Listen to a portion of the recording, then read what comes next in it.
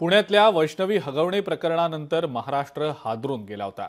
वैष्णवीनं हुंड्याच्या छळामुळे आत्महत्या केल्याचंही आता समोर आलं। या सगळ्या प्रकरणामुळे महाराष्ट्रात अजूनही हुंड्याची प्रथा सर्रासपणे सुरू असल्याचंही समोर आलं।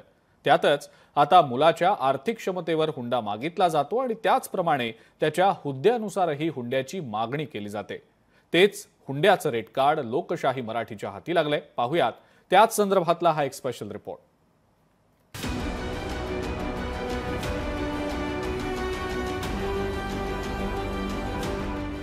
महाराष्ट्रात अजूनही हुंड्याची वाईट प्रथा, हुंड्याचं रेट कार्ड लोकशाही मराठीच्या हाती।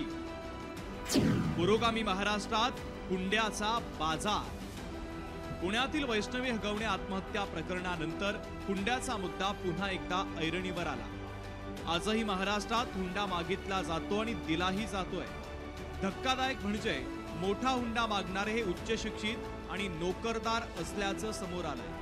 हुंडा हा 3 लाखांपासून तर कोट्यवधी रुपयांमध्ये दिला जात असल्याचं देखील आता समोर आलंय। हुंड्याचं हेच रेट कार्ड लोकशाही मराठीच्या हाती लागलंय। नेमकं हुंड्याचं रेट कार्ड काय सांगतंय बघा। सरकारी अधिकारी 10 ते 25 लाख रुपये, डॉक्टर 5 लाख ते 15 लाख रुपये, इंजिनियर 2 लाख ते 10 लाख रुपये। ग्रामीण भागात 50,000 पासून तर ते 5 लाखांपर्यंत हुंडा दिला जातो। महागड्या गृहोपयोगी वस्तूंचीही मागणी केली जाते। कार, दुचाकी, फ्लॅट अशा गोष्टींचाही हुंड्यात समावेश आहे। धूमधडाक्यात लग्नासाठी लाखो रुपये मागितले जातात। ही परंपरा न कळत ते थोपल्या गेली होती हुंड्याची, ते थांबवण्यासाठी सर्वजण पुढे येत आहे। ही आनंदाची बाब आहे।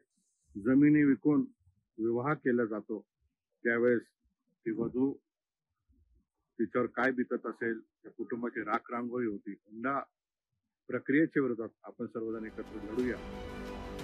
जेवढी मोठी नोकरी तेवढा जास्त हुंडा, मुलगा जेवढा पैसेवाला त्याच्या लग्नात तेवढ्या महागड्या वस्तू मागितल्या आणि दिल्या जातात। छोटा व्यवसाय करणारा आणि गरीब असेल तर त्या घरात मुली दिल्या जात नाहीत।